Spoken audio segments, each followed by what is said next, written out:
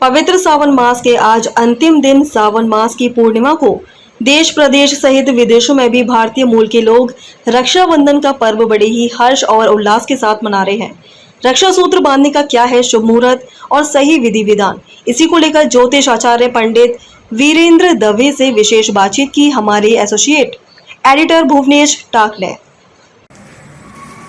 आज रक्षाबंधन का पर्व है और देश सहित प्रदेश में और विदेशों में भी जो भारतीय मूल के लोग रहते हैं वो इसे बड़े ही हर्षोल्लास के साथ मना रहे हैं।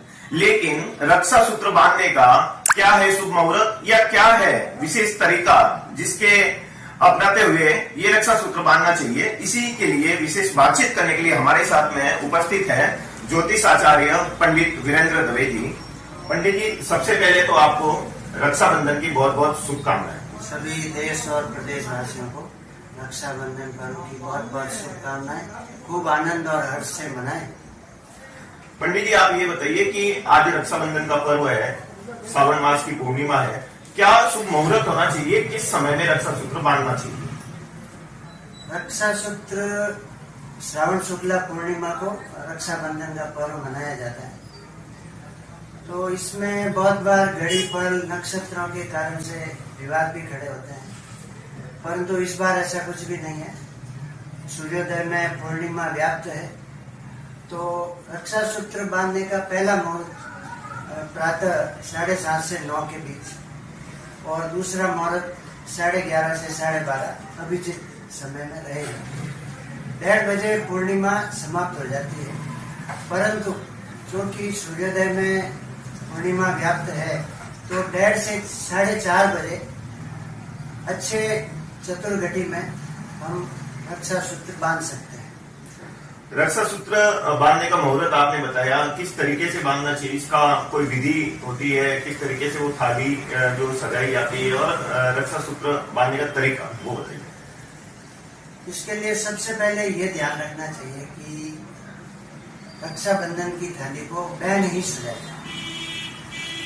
रक्षाबंधन की थाली में पानी का छोटा कलश, कंकु, चावल, पुष्प, नारियल, गुड़ दाना और मिठाई और साथ में जो सूत्र बांधते हैं उसको भी उसमें रखा जाता है। सबसे पहले भाई को उत्तर या पूर्व दिशा में मुंह करके बिठाएं, तिलक कराएं, चावल लगाएं। उसके बाद में उसके हाथों में नारियल, कुछ पैसों के साथ सोना चांदी स्वर्ण आभूषण जो भी आप रख के और भाई के वो सूत्र बांधें और उसका गुड़ और मिठाई से मुंह मीठा कराएं। गुरुदेव, रक्षा सूत्र बांधने के दौरान कोई मंत्र उच्चारण यदि करना हो जो बहनें इस समय करें, या जैसे मंत्र आप बताते हैं याद नहीं रहता, तो क्या तरीका हो सकता है कि रक्षा सूत्र के दौरान उस मंत्र का उच्चारण? शास्त्रों में रक्षा सूत्र बांधने का एक मंत्र लिखा है जो पहले समय में पंडित लोग यजमान को, राजा महाराजाओं को जाके बांधते थे। पुराणों में लिखा है यह मंत्र, ये न बद्धो बलि राजा दानवेंद्रो महाबल तेन त्वाम प्रतिबद्ध नामी रक्षो माचल माचल।